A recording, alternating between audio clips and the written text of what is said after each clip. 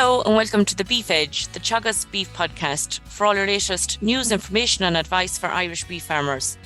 I'm Catherine Egan, and on this week's episode, we're going to hear the 4 presentations that were presented at the Teagasc National Beef Conference in December. The title of the discussion were Key Enablers to Improving Profitability on Beef Farms. It was facilitated by Trevor Boland, Teagasc Future Beef Programme participant. On the night, Dr. Natascha Meunier discussed abattoir lesions, Dr. Colin Byrne discussed age at first calving, and Byrne discussed red clover. It started with Dr. Paul Crosson, Beef Enterprise Leader at Teagasc Grange, and the title of his presentation was Assessing the Potential to Improve Key Profit Drivers on Beef Farms. When I initially set out to look at these profit drivers, I was going to look at 4 or 5 different key drivers that affect profitability on beef farms. But really in the context of a 15-minute presentation, there's only a couple of things that we can really dwell on. So if we look at it from the point of view of profitability, the key issues are how can we reduce production costs? And looking at production costs, really all of our research revolves around maximising lifetime performance from grazed pasture. Even though we'll have seen presentations throughout the year of the impact of fertiliser cost increases on the cost of grazed grass, you still have a relativity. Grazed grass at 1, grass silage about 2.5 times more expensive, concentrates about 4.5 times more expensive. So regardless of the increase in costs for all feeds, grazed grass and achieving maximum performance from grazed grass is absolutely essential. And we need to have long grazing seasons, good lifetime performance. In terms of suckling systems, what we want to do is calve compactly in the spring so that as cow demand increases, and indeed as calf demand increases throughout the season, we turn out to pasture. We have a highly nutritious, low-cost feed, and we want to get our cows on that system as soon as possible. Of course, we have some very efficient, specialised autumn calving systems, but by and large, spring calving is the lowest cost way we have of producing beef.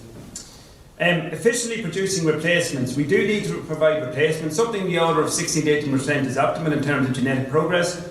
And so we do need to be efficient. My colleague Colin Byrne will speak a little bit about age at first calving. I'm going to touch on it here as well in a few slides on.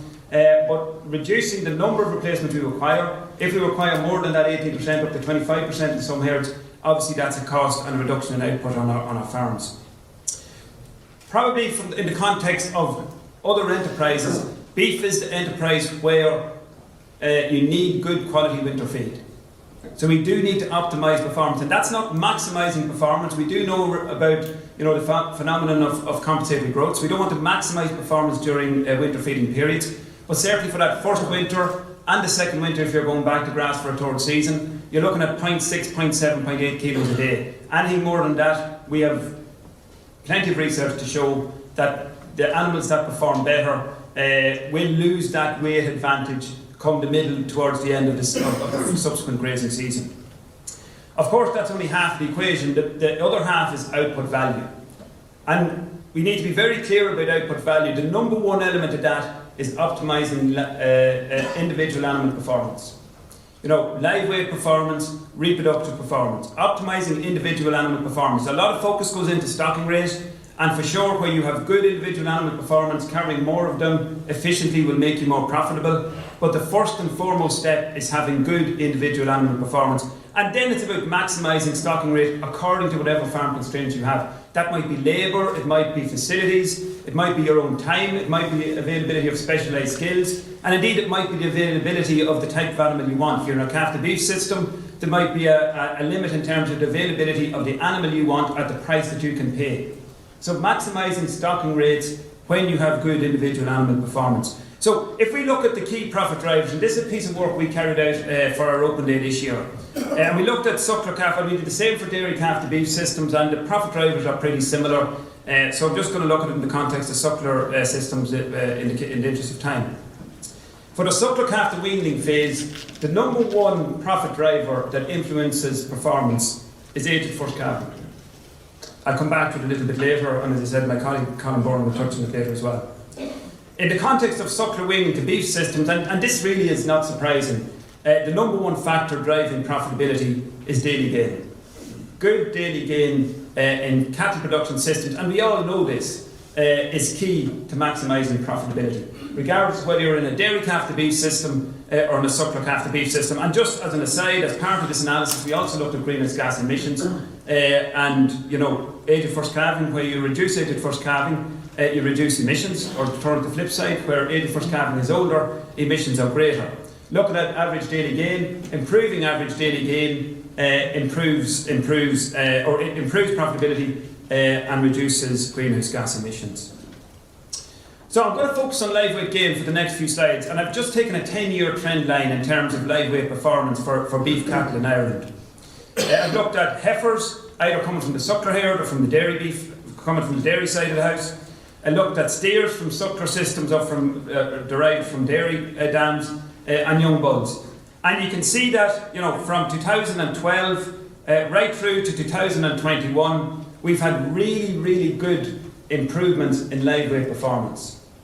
And I think sometimes we're slow to point out where we have made progress and we have made improvements. And look across the lines here. I mean, we're 4 to 5% on the heifer side, so that's reasonable performance over a 10-year period. Steers plus 10%, 10-11% improvement in steer live weight performance in a 10-year period. Bulls 8% on the suckler side, 1% on the dairy side. So I think it's worthwhile, where we do see improvements in performance, particularly where this is one of our key profit drivers, that we emphasise that, and we try and, if you like, ascertain where that has arrived from. And look, it's difficult to break this out in terms of what drove to what extent. But certainly carcass specs, the QPS came in 2009, a greater focus on aged slaughter, a greater focus on the 400 kilo carcass, and that would have had an impact on slaughter age, so attempting to get animals into the specs at an earlier age. Herd health, we're going to hear from Natascha in the next presentation, and I think, look, again, there's some really, really interesting information I think you're going to see in the next few moments around the impact of improving herd health on live weight performance and days to slaughter. AHI established in 2009, beef health check programme, parasite programmes, calf care programmes, BVD programmes, young-age programmes. We've had a host of programmes that all in their own way are having an impact on live weight performance. Genetics, the Eurostar reviews in 2012, 2015, there's constant genetic progress coming from the AI stations, coming from farmers using the best bulls. BDGP, genomics coming in around that time, 2015 and 16, and then BDGP programme driving that from 2016. So genetics clearly has a role, as we know, in terms of live weight performance. All of this requires advisory and KT. We need to deliver this information. We need to get uptake of this information and dissemination.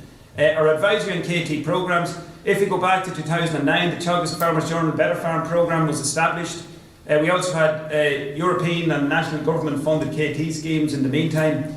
We have today launched the DB 500, last year the Future Beef Programme. So there are a number of programmes, and I know the individual processors and individual organisations also have KT programmes. All of these are having an impact. Very difficult to put a value on each of those, but we know the herd health aspects, the genetic improvement, feed quality improvements, all of these are happening. Equally, we need to have KT programmes to expedite that, to get that adopted to the greatest possible extent. And finally, I suppose, producer standards, and finally, in terms of what I have here, I'm sure people can think of other things that have driven that. Borbia S-Class, so a revision of the old BQAS in 2017. We now have a sustainability beef and lamb assurance scheme, again, driving greater standards, greater focus, a little bit like your NCT. It's a torture when it comes up, but you do have to make these improvements when you know what's happening. When your BQS comes up, you do need to look at your paperwork, you do need to look at your management standards on the farm, and all of these things are continuous improvement in terms of management on farms. What does that mean? Well, I suppose improvements in live weight performance predominantly manifest themselves as earlier slaughter age. So if we look at slaughter age, again, the same arrangement in this slide. Suckler beef and dairy beef for heifers, suckler beef and dairy beef for steers, and suckler beef and dairy beef for bulls.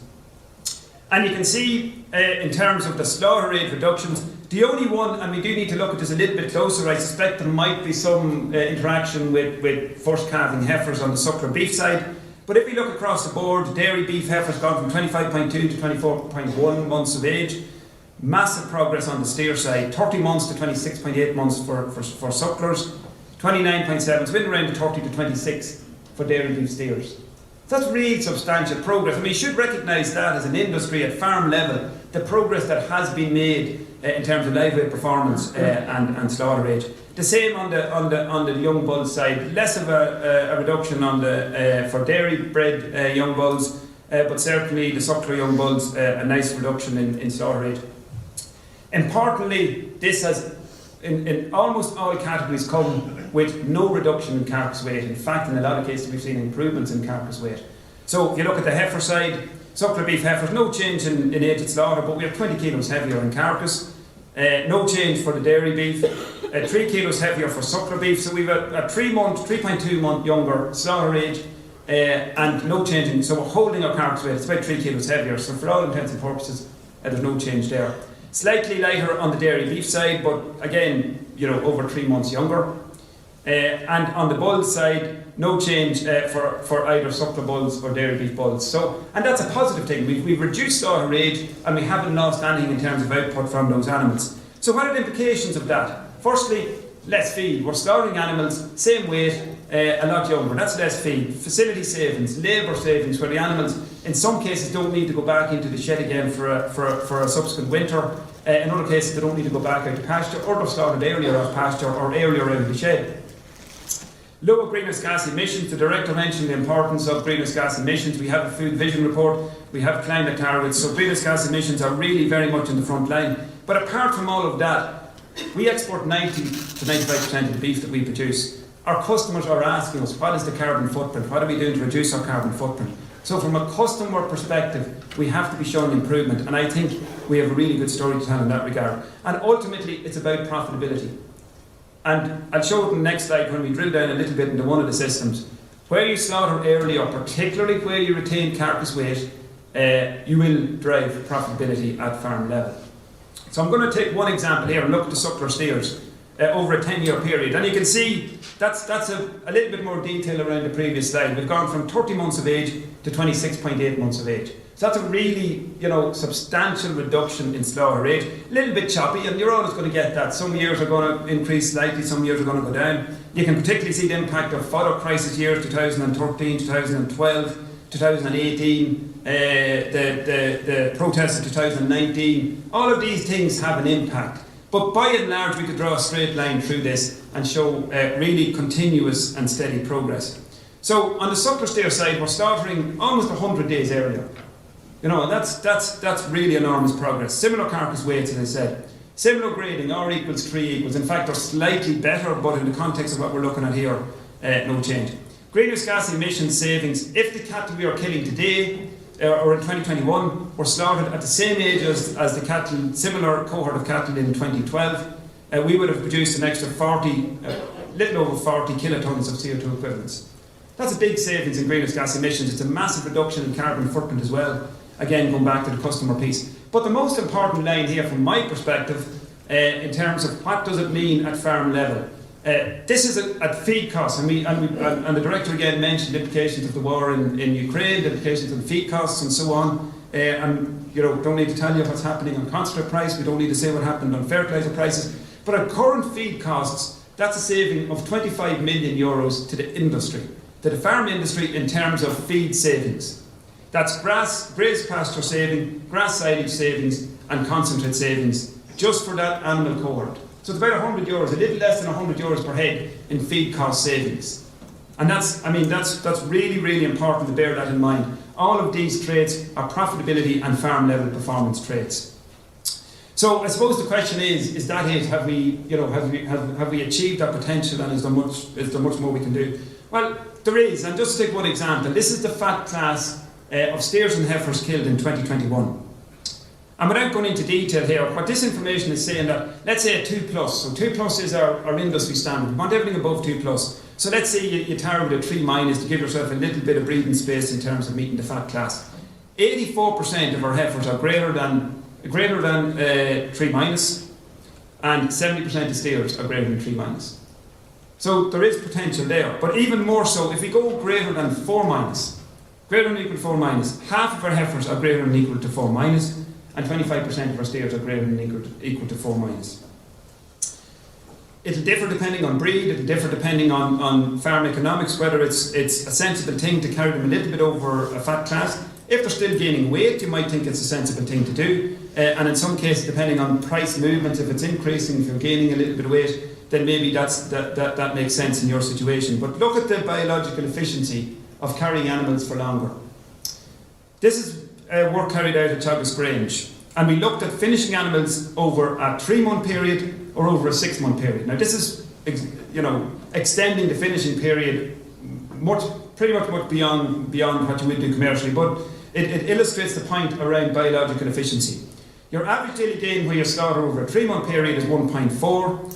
Where you kill over a 6-month period, your daily gain really drops off dramatically to 1.16. So about a 20% reduction in daily gain.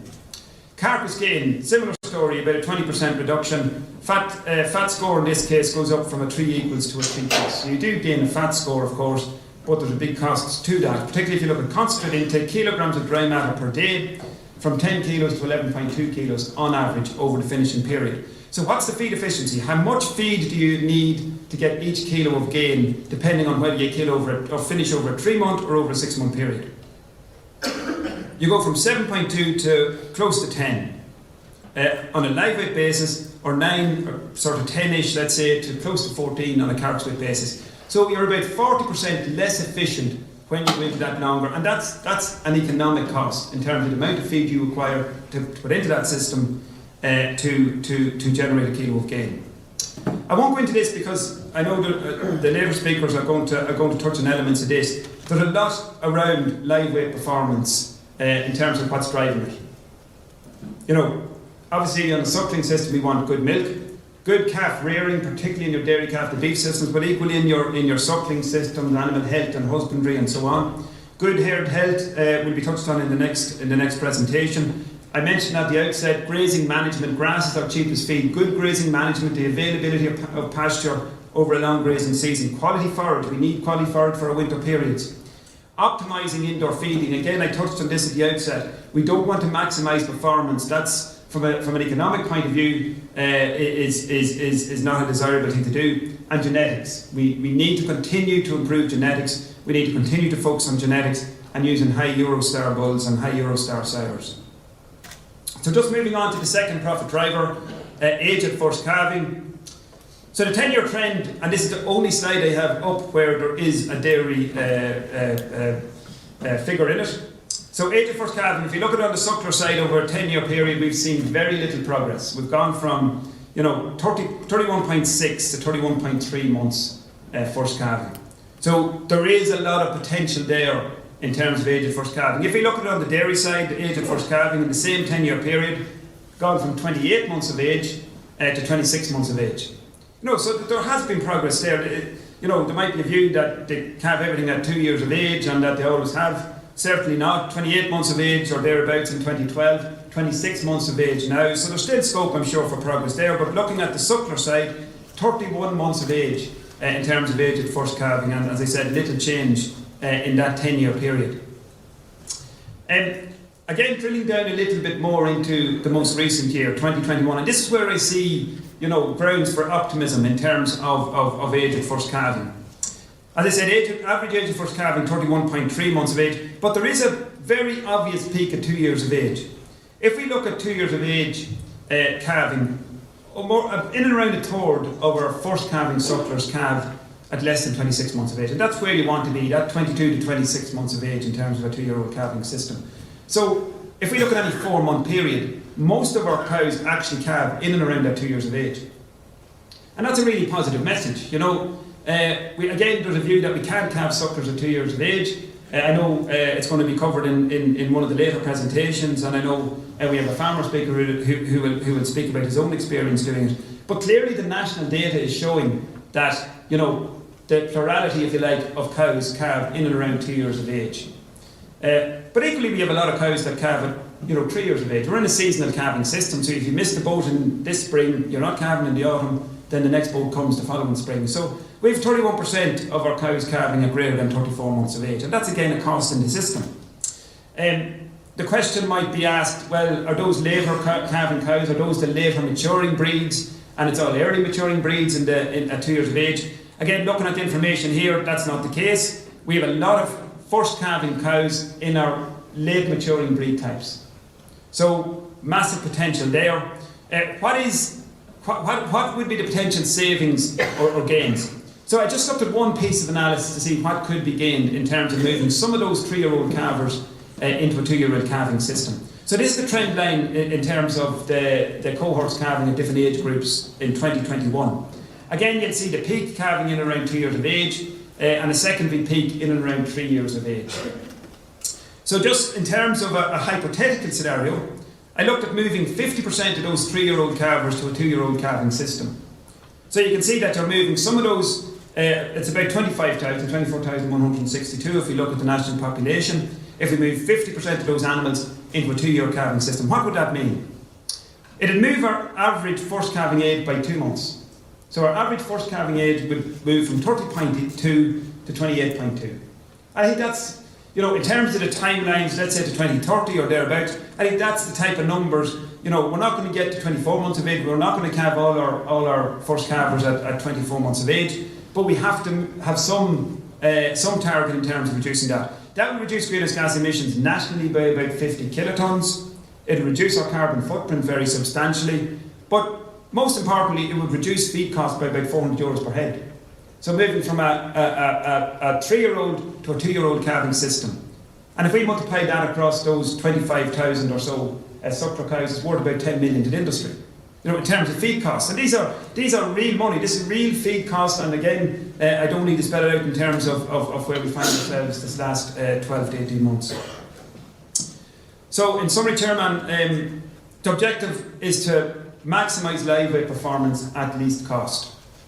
High beef merit genetics, quality grazed pasture, quality winter feed, appropriate to the system that you're operating, excellent animal health and high standards in animal husbandry. And I think I'm really confident looking at the data that in all of those categories we have made really good progress. I think there's more to be had, but we have made really good progress over the last 10 years. Particularly in live weight gain, average reduction in 65 days. If we look across all our categories, we've reduced slaughter age by over 2 months in the last 10 years in our steer and heifer systems and about 3 weeks in our bull systems. Massive savings here, and look, I've gone through the numbers. Feed cost savings, reduction in labour, less greenhouse gas emissions. Less progress is evident for age at first calving, but again, when I looked into the actual numbers, you look at the high level numbers, and the director again made a comment at the outset, that an average hides a multitude, and the average age at first calving of 31.3 or 31.6 months of age, whichever year you look at it, you might think, we're really not where we want to be at. But when you break down the numbers, you actually have a very substantial cohort of cows calving at 2 years of age. So there's obviously big opportunities there, and I think there's a lot of potential to make gains in that category as well. So, Chairman, I'll leave it at that. This was followed by Dr. Natascha Meunier, Programme Manager for Beef Health Check with Animal Health Ireland, and the title of her presentation was Abattoir lesions in cattle are associated with an increased age at slaughter.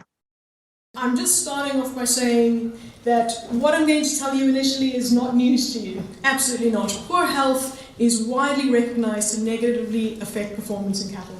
We know this. I don't have to convince anybody to call their vet when there's an outbreak on farm.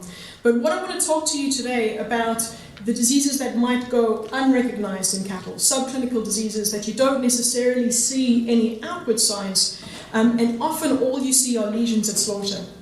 And this forms the basis of the Beef Health Check program that Animal Health has put together, and it's essentially delivered in partnership with Meat Industry Ireland and the department. And we've been collecting abattoir data, health data from abattoirs from 17 factories nationwide since 2016. And the primary aim of the program is to collect this health information that you might not necessarily be aware of as farmers and deliver that back to yourselves. So the data collection, it happens online in real time with the veterinary inspectors that are on the line with the red offal looking at livers and at lungs. And they're specifically looking for 3 main categories of diseases. And those are liver fluke parasites, liver abscesses, and pneumonias in the lungs. And that's collected on the line. And the liver fluke, they actually distinguish between whether they see live parasites, or the actual fluke worms on the livers, or whether it's just damage to the liver from those parasites. That gets captured immediately online and it's sent on a regular basis to ICBF. And as well as then for each batch of animals that get sent to slaughter, you as farmers receive a report that give information about the liver and the lung lesions at slaughter. If for whatever reason you might not have that report or you've lost the one from a couple of years ago, all of that data is actually also captured on ICBF itself and is accessible to you as farmers through the services tab on ICBF. Under AHI Animal Health, there's actually a tab for beef health check that you can access that information. You can also make that information available to your veterinarians and to your Teagasc advisors. If you give them permission, they can access that data to help make decisions around health for your animals specifically. But the data as a whole is also contributing to breeding values and genetic evaluations. And ICBF, for a few years now, have proofs that rank the predicted prevalence of liver fluke. Essentially what that means for AI bulls that are available, you can choose bulls that are less likely to have liver fluke in their progeny. And that's available on the ICBF website under the genetic evaluations, TB and liver fluke. At the moment it's not incorporated, as I understand it, into the main breeding values, but you can still, if you're coming from a particularly fluky area, for example, think long term and start to breed animals that are more resilient to liver fluke. The other thing that we're doing with this data at a national level is it's anonymously sent to us at AHI, and we report on it nationally, and we also do some analysis, which is what I'm going to go into a little bit today as well. So just to start with liver fluke, I think it's very widespread within Ireland. I think we're all aware of it as a parasite, and it needs this intermediate snail, host, and wet ground for its life cycle. So as you can see from that map, the areas from the northwest of Ireland, you're more likely to have liver fluke. A large proportion of herds are affected that will actually have signs of liver fluke at slaughter, and that tends to be most of our beef suckler systems and sheep areas. And what it is as those immature liver flukes migrate through the liver, they cause a lot of damage. It can result in poor thrive for the animals. That's something that you could actually see with them. But usually, and it can result in acute deaths if it's a very high percentage of liver fluke. And in sheep, that's particularly a problem, that you'll just have sheep that die of anemia. But in cattle, what you see more is a chronic condition. You might not see anything at all. All that it might have is, there's previous studies in Ireland have shown a decrease in weight at slaughter. And other studies have also shown a decrease in fertility, for example, and some other and condition and so on. But what are we seeing at slaughter? So this is just the figures that we have for the young stock. Since we've been recording in 2016, liver fluke damage, so that's chronic damage to the liver, but not necessarily seeing parasites itself, is that top yellow line that you're seeing there, and the red line underneath it is just if they're seeing live parasites at slaughter. So live parasites are seen in about 1.2% of animals that come in through the abattoirs as part of the program, and liver fluke damage around about 5% of animals that are coming through. And we had a particularly dry period in 2018 where it says there are no data, that we unfortunately couldn't capture data during that period, but that was a drought in Ireland, the summer of 2018. And liver fluke hasn't quite recovered since that time. So the levels have dropped after that summer, and they've remained fairly low, and there could be a number of reasons for that. When it comes to liver abscesses, that's then the second condition that we see at slaughter. It's actually unrelated to the liver fluke itself. This is more related to ruminal acidosis, which can be clinical or subclinical. And this relates usually to feeding a high energy ration. So finishing your animals, usually what happens is you might quickly change to feeding a concentrate feed with lower roughage. And if the rumen isn't given time to adapt, you get an acidosis, there's an overgrowth of the wrong type of bacteria, and you get liver abscesses or laminitis affecting the hooves and some lameness. And that can be associated with reduced weight gains and feed efficiency that's been shown in previous studies as well. And the third condition then is pneumonia, and that I think is something that we're all familiar with, respiratory disease. It's particularly a problem in calves, but it's a very complex disease in that it has multiple causes, bacteria, viruses, even lungworm, and then combining those with environmental stresses such as poor ventilation or for young stock, maybe around weaning, transport, housing. There's a lot of factors that can go into whether animals actually get sick from this or not. But there could be a chronic side of this disease, and then it's also associated just with lower weight, lower carcass weight, and decreased growth performance amongst others. What are we seeing then in the abattoir since 2016? Liver abscesses in around 3.5% of animals at slaughter, and pneumonias in around 1.6% of animals at slaughter. And that they've remained fairly steady over the years. There hasn't been any decrease that we've seen. So we've been collecting this health information since 2016, up until 2021 in this particular study, and we've looked here specifically in heifers, young steers and young bulls, but we've also got information for cows and for bulls, and those tend to be your cull cows from the dairy side mostly. But what can this data actually tell us about the age to slaughter? So we have a large number of records, and I think Paul's already gone into some of this age information, but for the data set that we have, this is just a spread of the age of the heifers when they go to slaughter.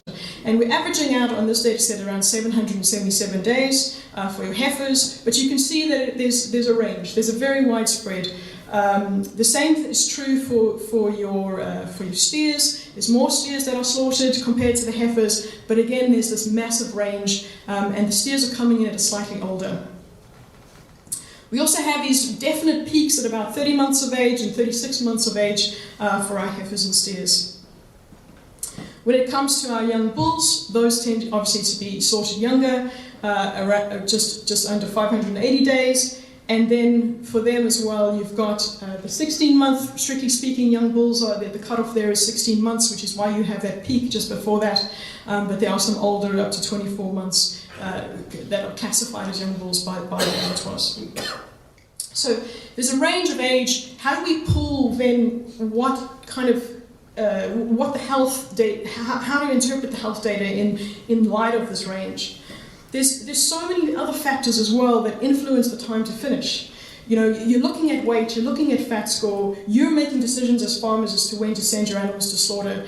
It depends as well on when the animals are born as to how they're finishing, if they're finishing off grass, finishing off concentrates, how quick those average daily gains are, what is the breed types would influence their age and how they grow and whether they're ready for slaughter or not. And the herd type is and the production system.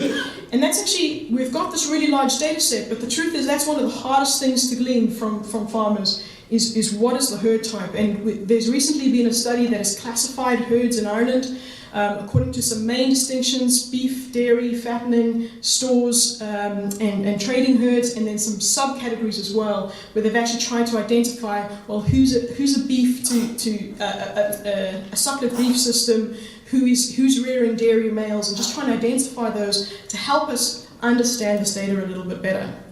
But the other things to consider is the geographic location. If we think about liver fluke, that it's definitely more of a problem in the northwest, and then the health conditions.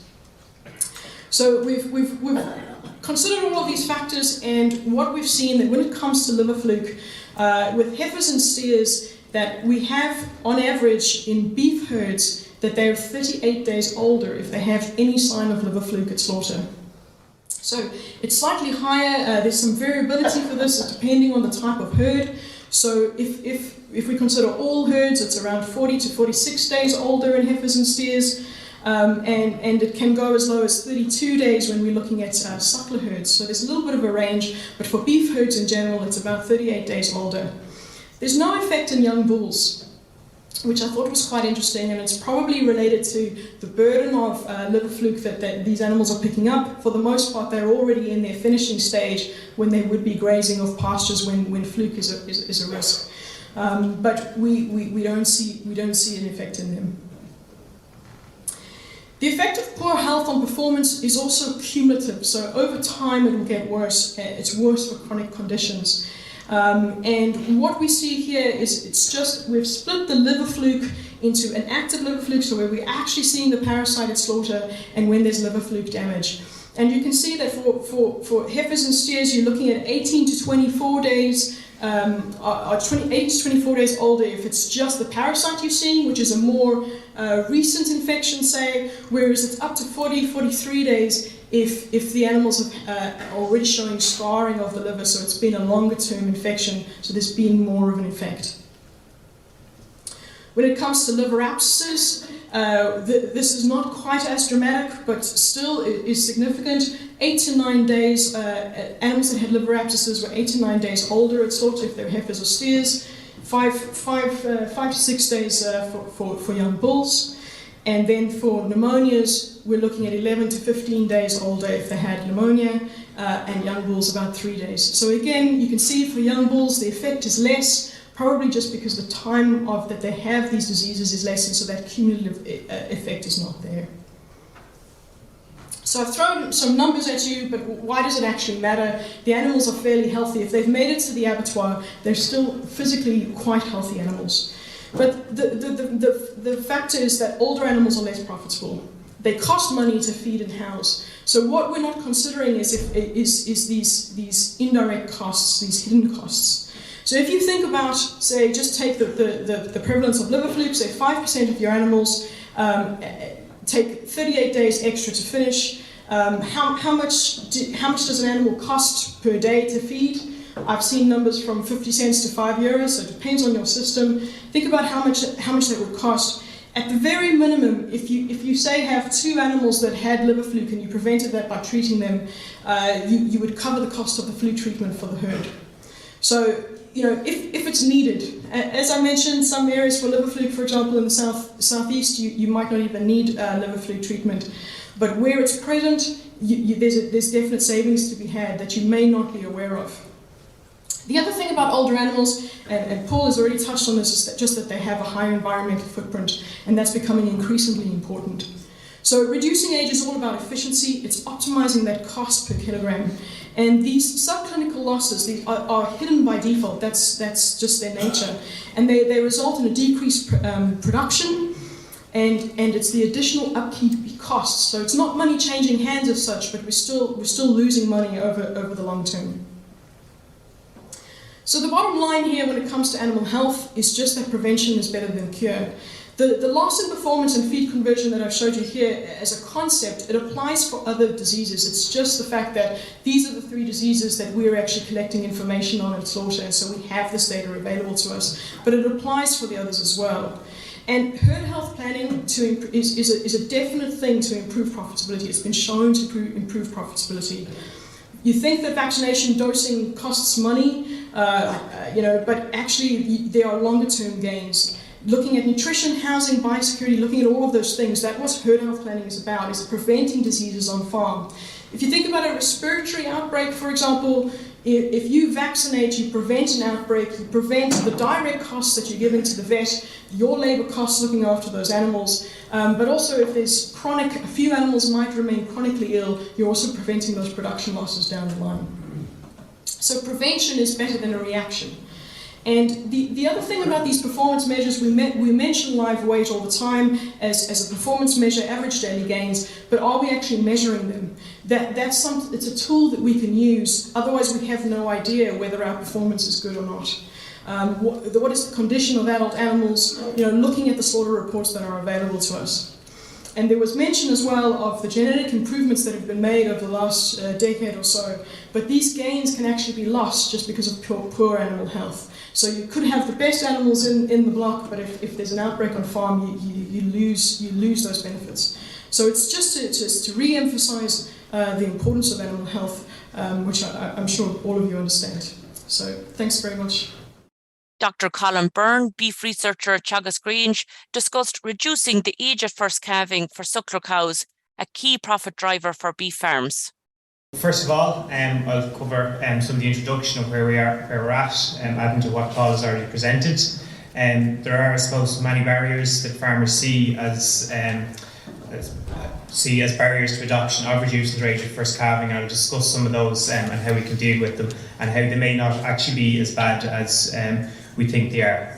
There are advantages to reducing age at first calving. As our director pushed at the beginning, we're constantly looking for win-wins. This is a win-win, and I'll discuss and show you how it is. And then I suppose we'll talk about the path to successfully reducing age at first calving. with a focus on age of puberty, calving dates, so when a heifer actually calves in her first year and how can this affect, I suppose, her lifetime performance in your herd, and then some care of these heifers in and around calving. And then I've also case studies, so it's more so, I suppose, some introduction to Shane Keaveney, who will be available, and I suppose has a very impressive setup with excellent reproductive management. So look, here we have just under a quarter of heifers calving between 23 and 26 months of age. I suppose nationally, if we look at what reducing age of first calving from 36 to 24 months of age can do, it's the equivalent of 0.6 of a tonne reduction in CO2 equivalents per cow. So what Paul spoke about earlier was very much at an overall industry level, and I'm going to talk a lot more at farm level for yourselves. So there's also major economic benefits in a grass-based system, so this is where our win-win is going to come in. And very important, I suppose, key to success of this are meeting weight for age targets, and I'll go into this in a good bit of detail, and then also how bull selection is going to play an important part in these heifers when they're calf younger. So I suppose first off, if we go out to farm and we talk to farmers about maybe what are the reasons that you prefer not to calve at 24 months of age, there are a number of reasons. So the first one being that these heifers will be difficult to calve. And if we just look here, I suppose, at the proportion of heifers that calve unassisted at between 23 and 26 months of age versus 3 years plus. And you can see here that there's a fairly small difference. I think what's important to take from this data is that regardless of the age a heifer calves at, that a high proportion of first calvers will require some level of assistance. Okay, so that's going to be something that's very important. Also in this, bull selection is going to come into it, and again, weight for age. So I'm going to keep mentioning those two things throughout a lot of the presentation as key drivers of success of reducing age of first calving.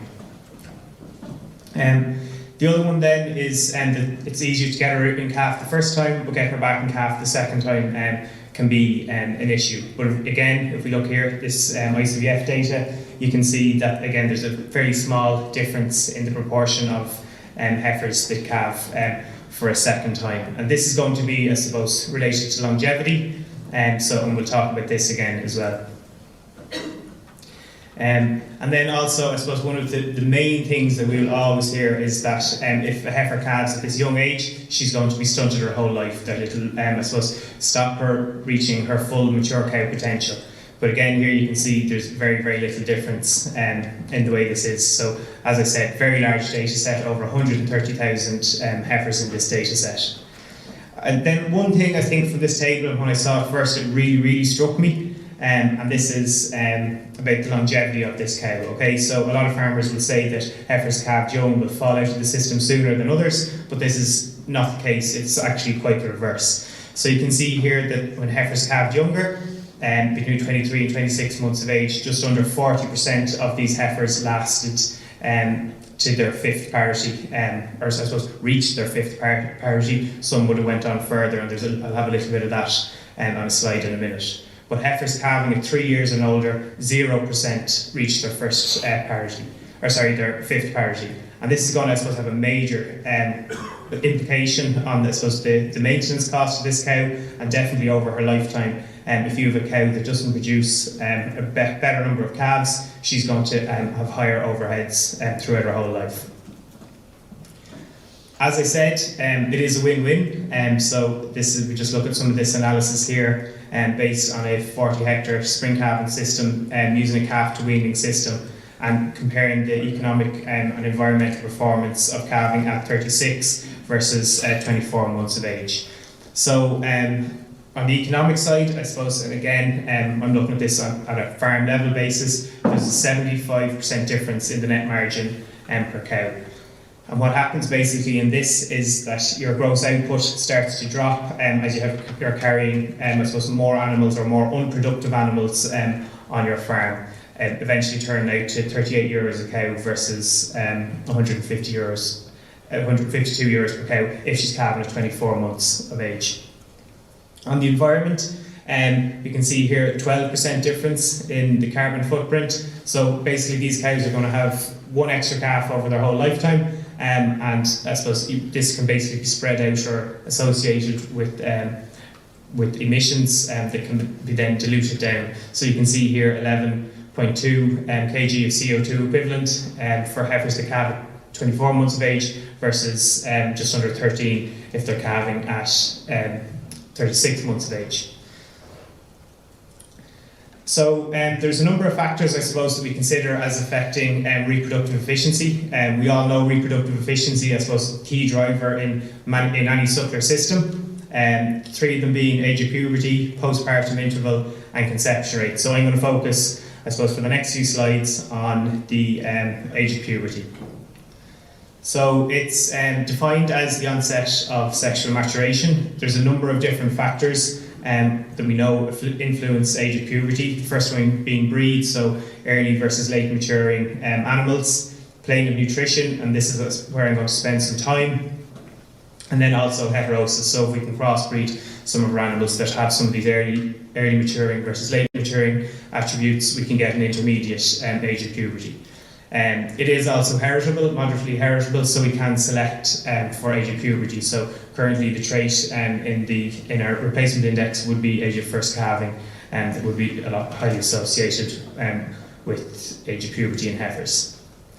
So just as we move through this, we have a couple of things that I suppose we need to bear in mind and the importance of reaching age of puberty in these animals. Okay, so in this was a data set of 320 heifers, and we can see here the effect, we want to see here the effect that being pubertal at the beginning of the breeding season has on the conception rate of these animals.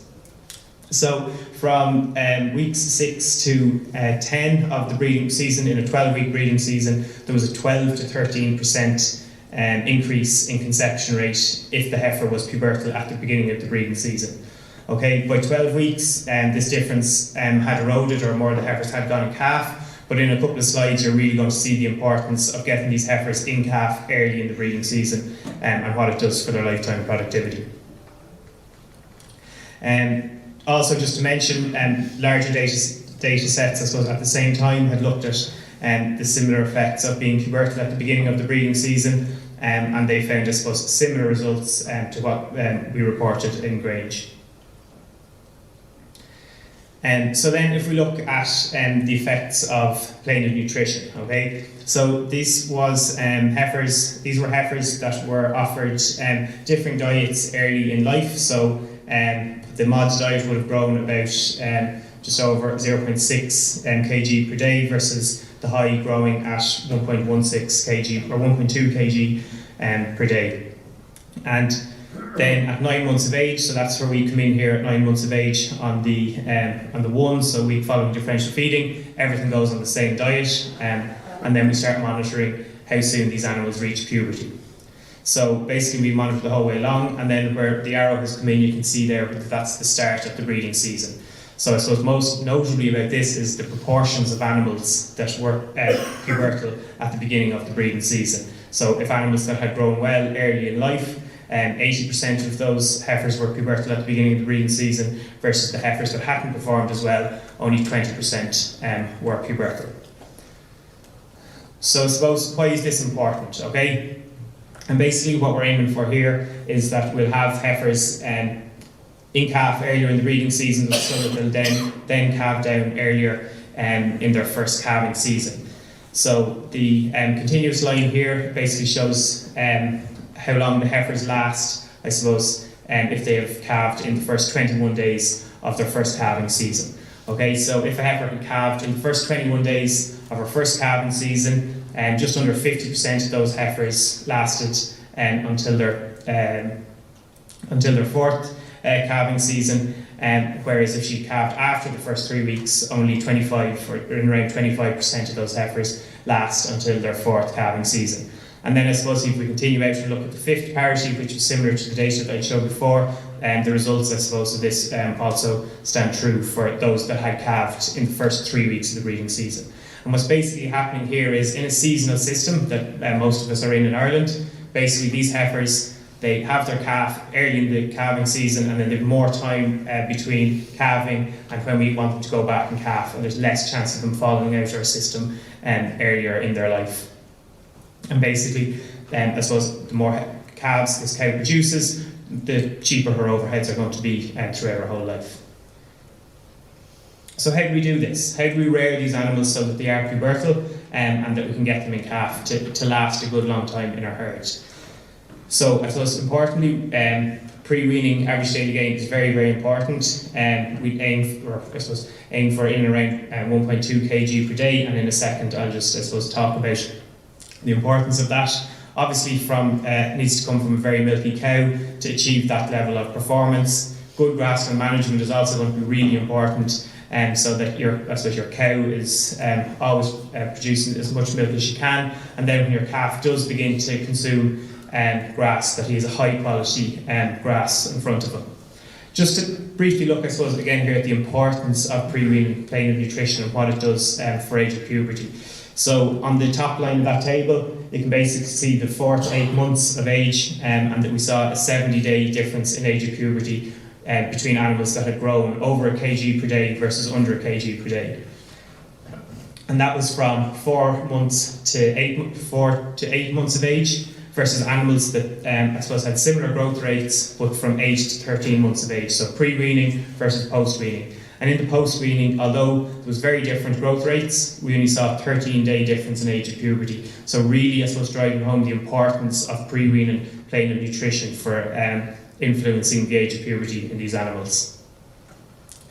Then when it comes to breeding, so I suppose we want to target weight at breeding, at the beginning of breeding, of between 380 to 420 kg. So I suppose depending on our breed type here, some of our early maturing breeds will probably be between the lower end of this and our later heading up towards the upper of this range. Bull selection, we will say critical to this, in and around recommendation of no more than 8% calving difficulty with very, very high reliability for the trait. So this is basically going to tell you how much of a guessing game you're going on with your calving difficulty. I spoke about stock bull versus AI here, and I suppose no stock bull, or it's very unlikely that a stock bull is going to be suitable on both heifers and cows, okay? And Shane, as we talk about Shane's farm or his enterprise in a while, we give you a great example here of where he's, I suppose, uses AI in his heifers and then a stock bull on his cows, where you have more selection for using AI, when you use AI of suitable bulls. And then just importantly, I suppose, around very, very importantly, around, I suppose, heifers and ensuring that your heifers are pubertal, that there's good heat detection on farm. Okay, lots of farmers may miss the heats in their heifers, or it'll also indicate, I suppose, whether a heifer is cycling or not. And if you're recording these heats, you can see what cycling do I have an issue as you go forward. I suppose that's probably applicable to repro in general, not just reducing the age of calving in heifers. So then briefly in and around the pre and post calving care, okay? So heifers, they will need a little bit of extra attention. So I suppose heifers in good body condition will be allowed moderate quality silage similar to that of your cows, aiming for a minimum body condition score of 2.75, okay? And anything lower than this, you're going to have a heifer that's maybe too weak to calf, and she's definitely going to struggle to begin cycling or resume cycling once she calves in the springtime.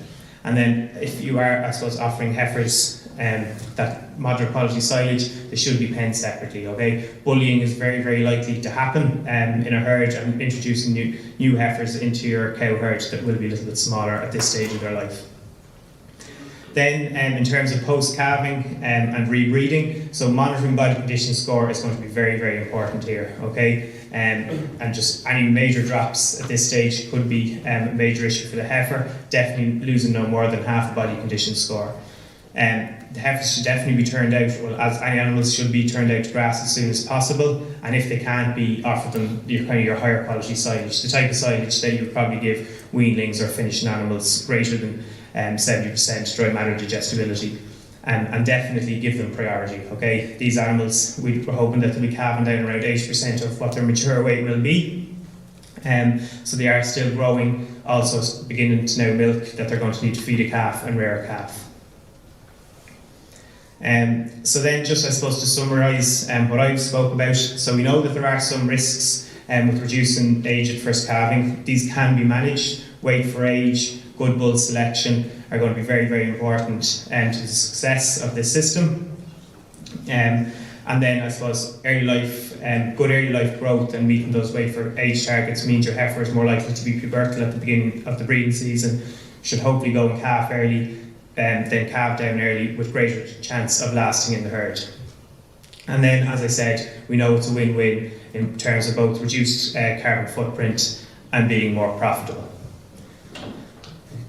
So, okay, at this stage, I just, before Shane comes up after, Shane is after the next speaker, I just want to introduce Shane Keaveney. So Shane farms with his wife Grania in Ballinlough in Roscommon, just under an hour outside the road, as he informed me today, in around 35.5 hectares, 37 spring calving cows in it, and then normally in an under 16-month bull system, and the heifers that aren't used as replacements are finished in around 21 to 22 months of age, stocked at 160 kg of organic nitrogen with Charlie Devaney, his local advisor, and then he also works with Gabriel Trayers as part of the Future Beef Programme. Just very, very quickly, if you look at, I suppose, some of Shane's figures, so I suppose 5-star on average across the herd and across every other category within his herd for replacement index. And then I suppose just when we talk about in the context of his replacements, breeding his own replacements, all calving down to 2 years of age, we just talk about the targets that he wants to meet. So you can see here his average daily gain is, or his pre-weaning average daily gain is very, very good. This was 2021 figures. They're actually improved for 2022. But you can see here that I suppose on his heifers, he weaned them at, or his 200 day weight was 258 kg. And one thing I suppose we just want to kind of point out where he is at that stage and where he needs to go next. So Shane will, or in I suppose breeding this year, those heifers were brought to the bull at an average of 410 kg. So that meant that they had 257 days to put on 152 kg, which is very, very achievable. And Shane's motto was always that the cow must do her job, so that's the way he selects his cow, that they have to do their job. And if the cow does her job, he weans a heavier calf, and it means in that 257 days, he has less work to do. And I think it's a very, very great motto and a good simple answer to the way a suckler system should be run. So in terms of how Shane would do it, so his very, very grass-focused farm, although it's a very, very heavy farm in Roscommon, uses, I suppose, very good weaning practice in terms of forward creep grazing and feeding some concentrates on the lead up to weaning. Has a good vaccination and dosing programme. Operates, I suppose, a gradual, no-stress weaning system, and then once weaned, puts them into 2 priority groups. Okay, so under 16-month bull system, and then a good few heifers going as replacements. He needs continual performance from those animals. You can see the weights there where his current cohort of animals are both very, very good. They're housed then with plenty of space. The animals can, I suppose, all lie down on very good quality silage and a kg of meal. So I suppose just this year, and I suppose really we're lucky that we have that Shane can hear and tell us what he's done in the system this year, because he is really, really pushing, I suppose, the ball out in terms of what he's doing and as innovative as you're going to get. So 12 maiden heifers to the bull at 410 kg. Heat detection, he's I suppose very aware of the importance of heat detection, so he this year hired a vasectomized bull and used a chin ball to do the heat detection for him, and is now using sex semen on his replacement heifers that will breed his next cohort of replacement heifers. Okay, so 10 to 12 heifers went in calf, 6 of them to sex semen, and used 9 of his sex straws, and then the other 4 to conventional AI. So there are some, I suppose, costs associated with this. And I suppose we will have Shane in a little while that can maybe go through, I suppose, his reasoning for it. But although there is additional cost with this, you have to remember that if he produces cows from this, the cost of that will be spread over the lifetime of the cow, and it's going to be greatly reduced. Just as well as some of Shane's stock, you can see here, I suppose, his cow base is predominantly Solera Limousine based, and I suppose good, very, very healthy stock. And at that, Mr. Chairman, thank you. I'll leave it there. In this final presentation, Dr. Nikki Byrne, Teagasc Grange, discussed if red clover has a role in your beef production system. And really very much continuing on from where we've left off, has red clover a role in economically supporting higher levels of average daily gain that can support and help us achieve systems of reduced slaughter age or age at first calving? And we want to do this, from a low level of fertiliser use in our farm systems. So just to begin, I'm going to give a little bit of a context to my background and why I'm interested in red clover. I'm a livestock systems researcher, and my work to date has really focused on identifying animal genetics, grassland management and different nutritional strategies that can help achieve highly profitable, high output systems that can support reduced ages of slaughter. And we've done a lot of that through genetics and feeding of our grass diets. But really, when we go back and look at the figures, we can see that there's a big opportunity in our farm systems to reduce the level of nitrogen that we've been using. And we're really interested in, reducing the level of chemical nitrogen that we bring into grower crops. We want to reduce the amount of concentrate which contain nitrogen that come onto our farms. But the big one we want to do is to maximise animal performance. And really, we're interested in technologies that would allow us, satisfy those three needs. And the use of legumes, such as red and white clover, is one of them. And it's going to bring on the back of it, beef production system benefits, driven by economics and environmental efficiency. But I suppose, what is the role of legumes, in our beef production systems? And the role of them, can either be predominantly as graze systems, if we're in regard to our white clover, or with red clover, it's very much in a conservation system, and helping achieve, high animal performance over those winter months. And the reason we're interested in forage legumes such as red and white clover is because of their ability to biologically fix atmospheric nitrogen and make it plant ready available in the soil. And on the back of that, we can reduce our dependence on chemical nitrogen fertiliser in our farm systems if we can achieve that. And if we can, use legumes to support low nitrogen systems, we can get higher herbage production. We can improve the sward quality throughout the year, and on the back of those, we can achieve higher levels of animal performance. But I suppose the first place that we should be focusing is on the grazing sward, which is, the most permanent basis of animals' diet over their lifetime, and the role of white clover, within those grazing swards is massive. But we should look at the indoor winter periods where we're feeding our most expensive diets to our animals, and that's where the role of red clover comes in.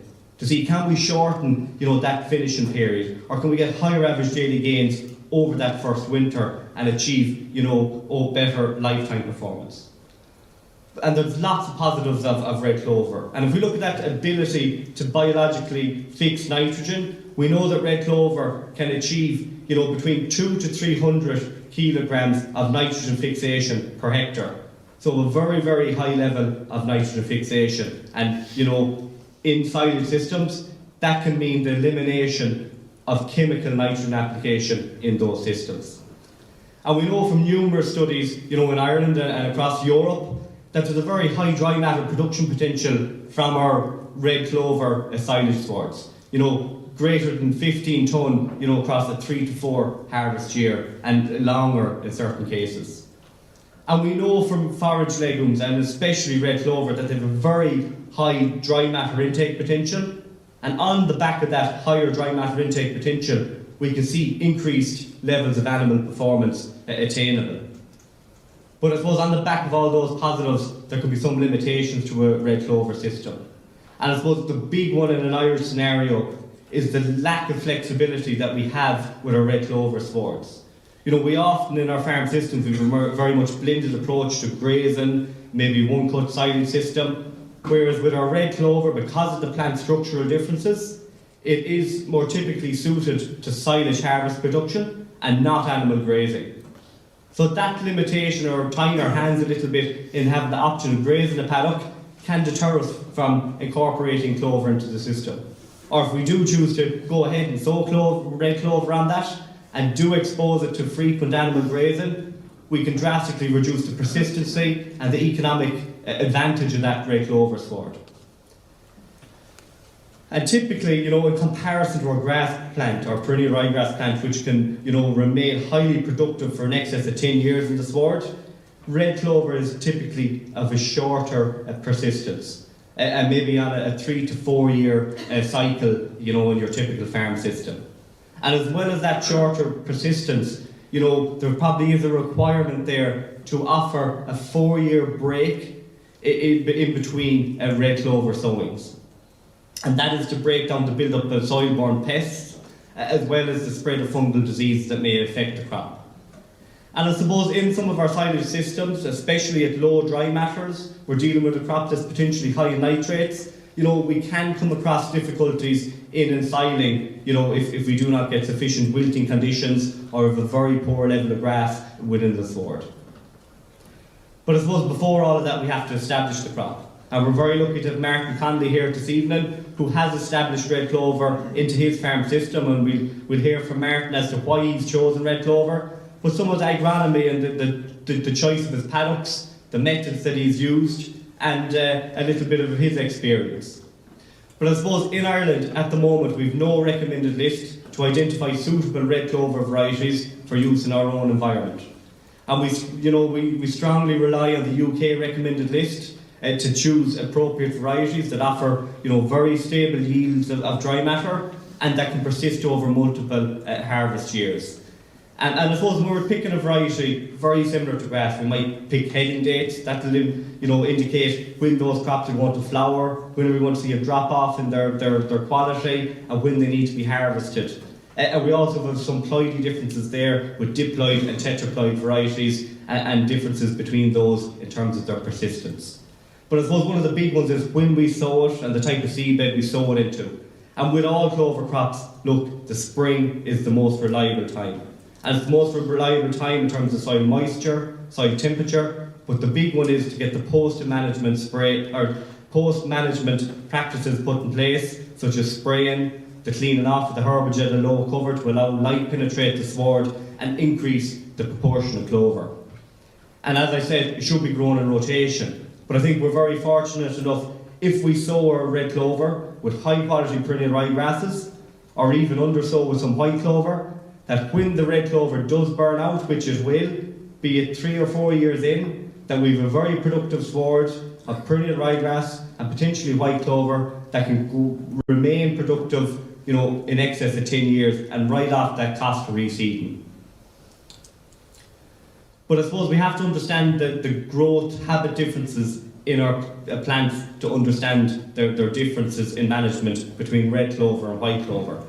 If we look at a red clover plant, we can see it's a very tall erect plant with a very deep taproot structure on it. But it's solitary, it grows from a solitary growing point, and that means that it's more prone to damage, it's more exposed, and when that growing point gets damaged, that plant is gone. Whereas if we look at a white clover plant, that is a stoloniferous growth habit which creeps along the base of the sward, putting down multiple growing points and can regenerate from those. So it's more protected in the sward and can regenerate itself somewhat. So here we've a drone footage from some of our, what I thought was a good clover paddock until we put up a drone and saw what lied in the middle. And we can see, under the same management in that whole environment, that there is, certain conditions that really hamper the persistence of red clover. So we can see in the headlands of the paddock where there's a lot of, machinery passes, heavy trailers, a lot of turning of tractors, etc., and how that's damaging the clover plant and how we see it die out of the sward after a very, very short period of time. And I suppose if we look to the middle of the paddock, and only from chatting to different people, we found out that there was a ditch previously in the middle of the field, and that was removed. Certain clay disturbance, clay brought into the site, and we have to look at, was there some mealworm or some other parasite or pest, in the soil that has caused, the clover plant to burn out of that area.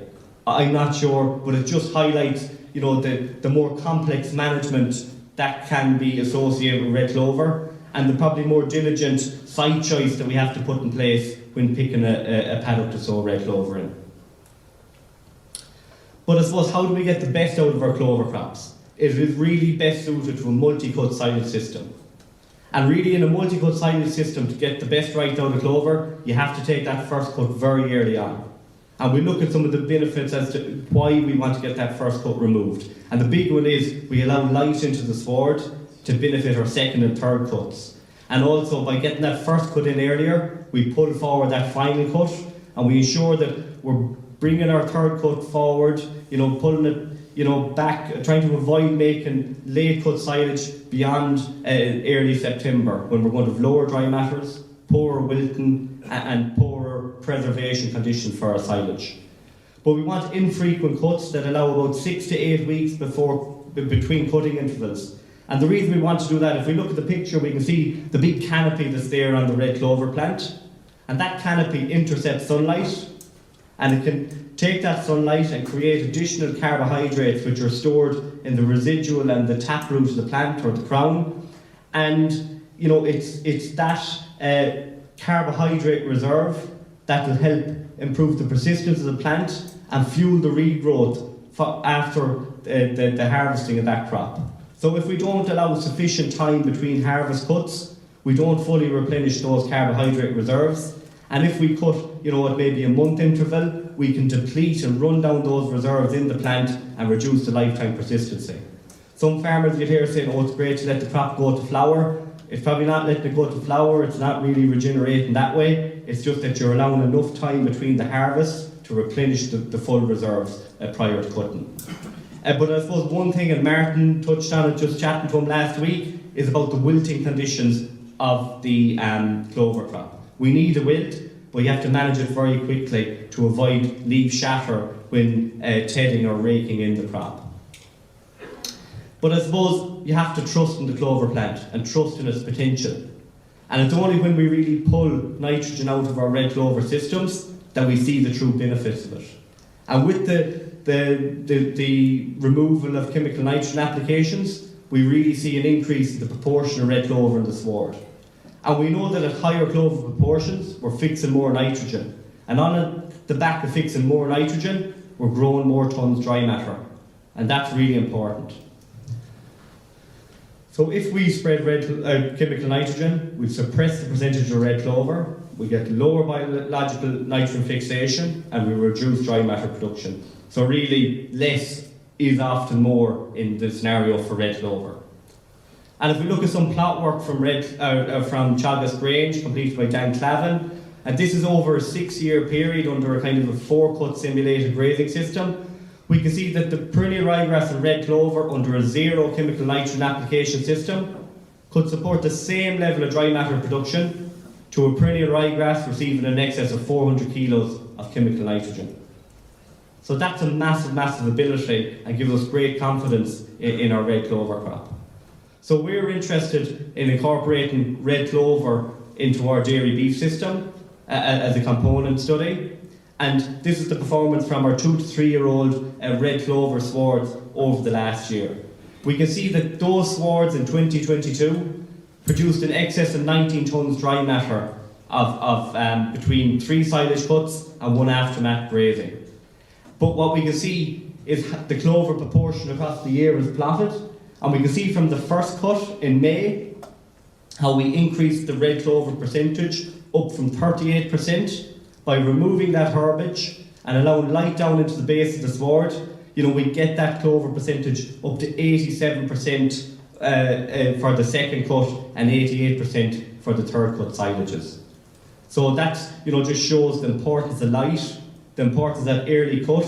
And if we delay that cut any later, we're pushing that third cut out into late September and really making questionable silage, which isn't cheap to do. So I suppose we have to look at, how well does this silage feed? And look, we know all the studies nearly indicate that red clover grass silage has an increased dry matter intake potential.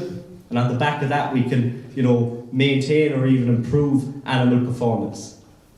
And it's the chemical and morphological characteristics of the red clover plant that support this higher level of intake and subsequent performance. But just one thing, I suppose I've had a lot of organic producers in the last week sending on silage analysis and different reports, and probably, citing that the feed reports are probably underestimating the feed potential of our red clover silages using some of our crude feed values that we use. And this happens because the way the fibres break down in the red clover plant, as well as the way the protein breaks down.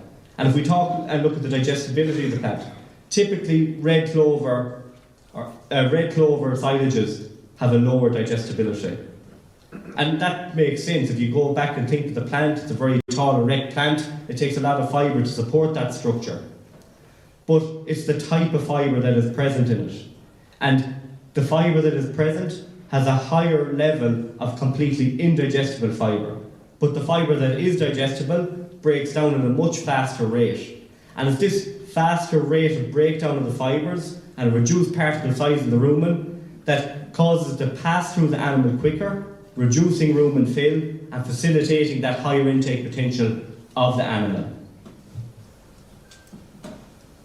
And when we look at our protein, so our dietary nitrogen is an indirect measure of our crude protein values, and typically red clover crops are typically higher in this crude protein level, but really the type of protein that is present is what is really important. And the type of protein that is present in red clover goes through certain forms of protection, and that protection can prevent this protein from degrading either in silage bales or in the pit, but most importantly in the rumen of the animal. We don't see this protein broken down in the rumen. We see more of it getting through to the small intestine, where we get greater levels of absorption and diversion into the production of extra animal protein or growth.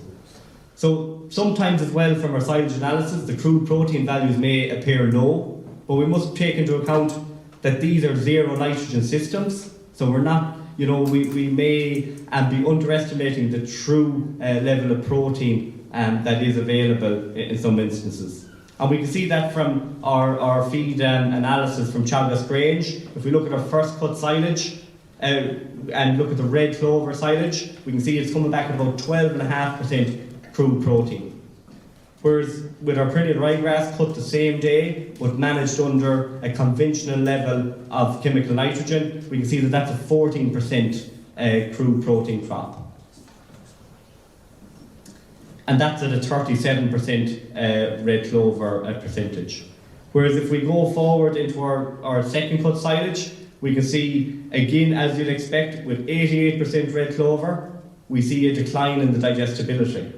But we see an increase in the crude protein value of that crop on the back of increased levels of red clover. So look, our work going forward is trying to look, we're feeding back these silages in a study this winter and looking at what is the animal response in terms of intake, growth and subsequent growth over the second grading season. But I suppose, what does it mean to the animal? And red clover diets will increase dry matter intake of our animals, and that even despite often lower digestibility. And if we look to some of the last work that was completed on this island on red clover silages was in 1982, and they found that red clover diets over the first winter of dairy beef weanings at the same digestibility to the grass silage could support an additional 300 grams of average daily gain per day. So that is a massive, massive difference. Whereas if we look at our finishing diet, and at a 12% lower digestibility, red clover could support higher intakes and, slightly better or a very similar average daily gain in our finishing animal. But really what we should be focusing on is having high digestibility red clover crops to capitalise on all of the advantages of red clover. So look, we have a research project in place this year, and we're trying to see where is the best response from a red clover silage. Not all our silage is going to be red clover, so do we get a better response from our weanling or from the finishing animal? And I suppose one thing we have to look at is, does it pay us? And Peter Doyle has completed some very thorough feed cost analysis where he's compared a two-cut conventional grass silage system on a per bale basis to a three-cut red clover silage system. And if we just take a direct comparison of the two-cut grass silage system to a 3-cut red clover system using a blend of animal slurry and imported 0730 as the source of nutrition, we could see straight away that there was an economic advantage of €3.30 on a per bale basis. But where we improve the use of our animal slurries and go to an all slurry system, that economic advantage in the 3-cut sided red clover system increases up to €6.30 per bale. And if we could improve the lifespan of that red clover sward up a further 2 years, from 4 years up to 6 years, that could bring that economic advantage of the red clover silage bale up to €8.40 ahead of a grass silage bale. And if we were to see an increase of 25% in fertiliser price, we'd see that economic advantage of red clover silage, increase in excess of €10. However, if we saw a decrease in our chemical nitrogen prices, we'd see, the attractiveness of red clover reduce somewhat in comparison to a grass-only system. So just looking at some of the current research that we have ongoing at Teagasc Grange, be it on the dairy beef side or with Peter on the suckler side, we're interested in agronomy. We're interested in identifying the best varieties for use in Ireland, and we're interested in the role of nitrogen application in our red clover systems. We're looking at dry matter production and the stability of that over time. We're looking at the feed value, what it means to intake, the performance, the conversion efficiency of our animals. And then on a farm system basis, what does it do to the nitrogen balance? Is it economical? What does it mean to the environment? And what's the relative feed cost of red clover to other feedstuffs? So just to conclude, look, there's opportunity to reduce our dependence on chemical aid, and that's going to be facilitated by red and white clovers. And they have the ability, to fix massive levels of chemical nitrogen. And look, there is the potential for improved animal performance, but I suppose that our management will largely dictate if this is realised on commercial farms. And I suppose we're going to hear from Martin about the suitability of red clover, in his bull beef production system where average daily gain is everything, and to displace expensive concentrate out of his diet. What role has red clover, got in helping him support his system objectives? And look, there is going to be increased levels of management. It's primarily focused towards silage production. It's probably more suited to your drier soils that have greater flexibility, but it can result in a lower cost of production. But that cost advantage is dependent on the yield you can get, how long you can sustain that yield over how many years it will persist for, and fertiliser price will also dictate the attractiveness of it. That's all for this week's episode, and you can find the links to the presentation on the Teagasc YouTube channel. They'll also be included in the podcast notes. You can catch up on all other shows and interviews from the Beef Edge podcast on the Teagasc website at teagasc.ie, or you can listen on Apple and Google Podcasts as well as Spotify. Don't forget to rate, review and subscribe so you never miss a show. For all other updates from our beef programme, keep an eye on our Twitter and Facebook pages. Until next time, I'm Catherine Egan, and thanks for listening.